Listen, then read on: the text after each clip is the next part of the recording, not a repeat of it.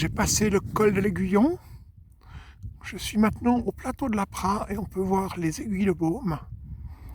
Là-bas en haut, il y a tout un troupeau de chamois, mais ils sont loin, on les voit pas très bien, je pense, sur la vidéo. Voilà, c'est magnifique, le mont de Baume. Et voilà, on va continuer dans cette direction-là. Voilà un petit fortin qui va bien aller pour un arrêt pique-nique.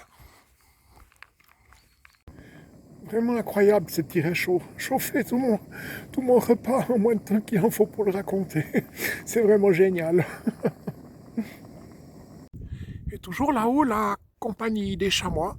C'est dommage qu'ils soient si loin, j'aurais bien aimé vous en montrer quelques-uns de plus près. Enfin bon, on ne peut pas les siffler pour les faire venir, c'est dommage.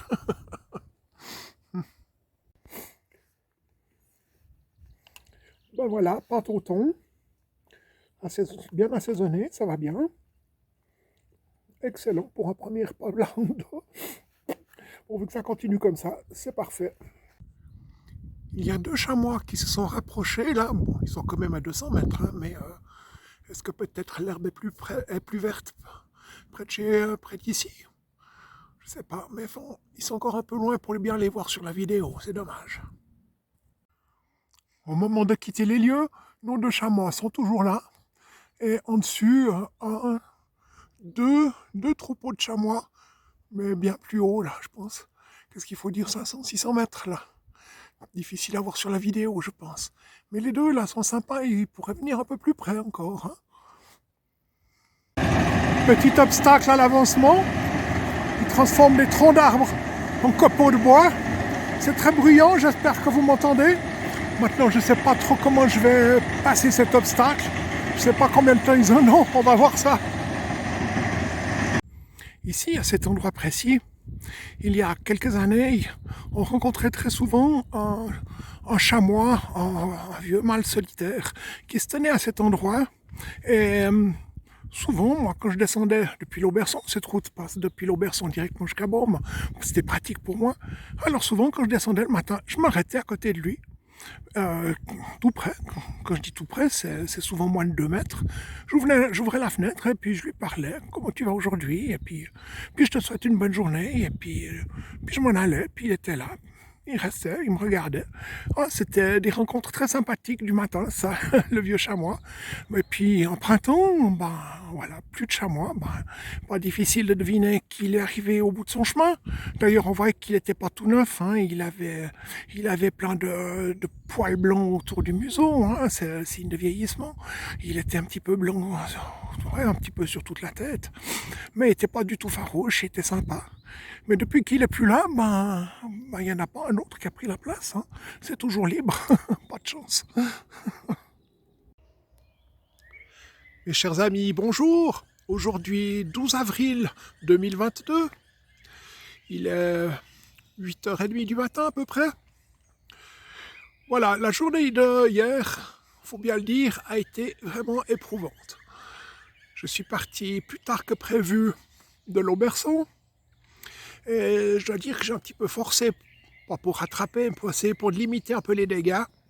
Voilà, là, en partant de l'Auberçon, il y a quand même une bonne montée. Qu'est-ce qu'il faut dire, 2 heures, 2h30, j'ai pas compté, jusqu'à vers le col de l'Aiguillon.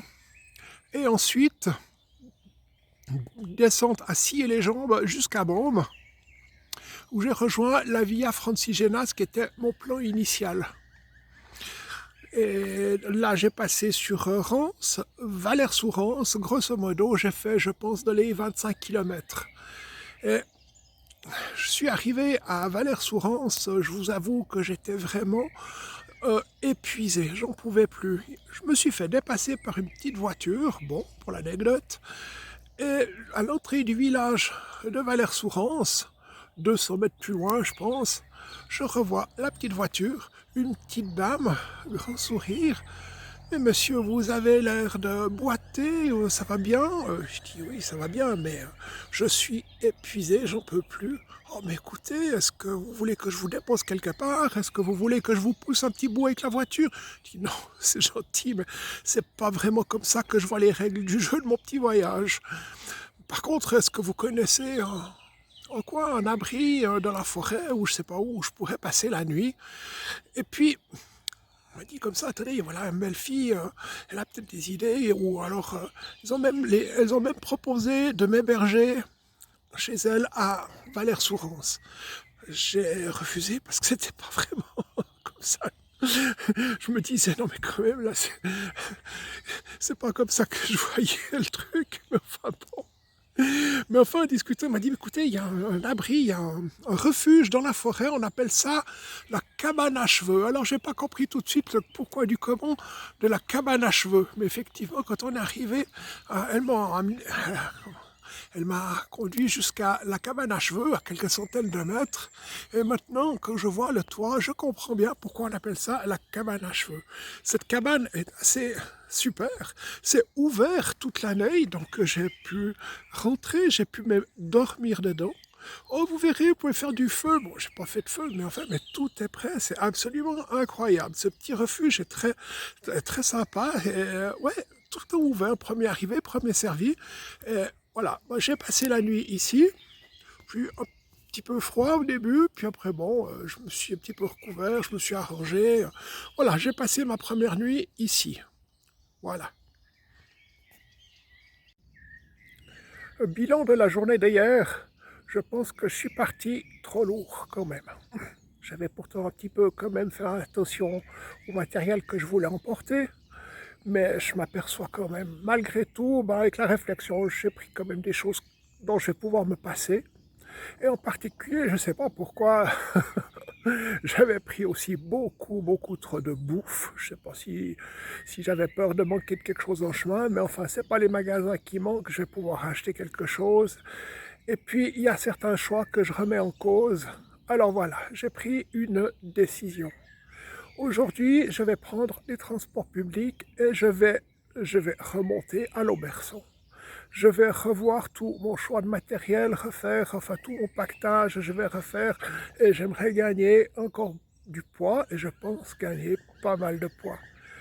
Ensuite, je vais reprendre les transports publics et revenir là où j'ai quitté le chemin, juste un peu plus bas, ce sera à la sortie de Valère-Sourance, et reprendre mon voyage là où j'avais laissé.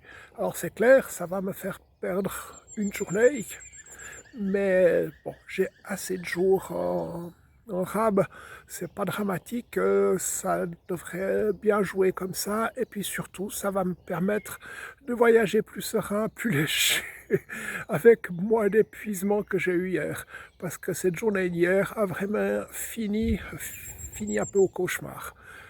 Voilà, je vous raconterai la suite du périple, et puis je me réjouis de vous retrouver. À bientôt!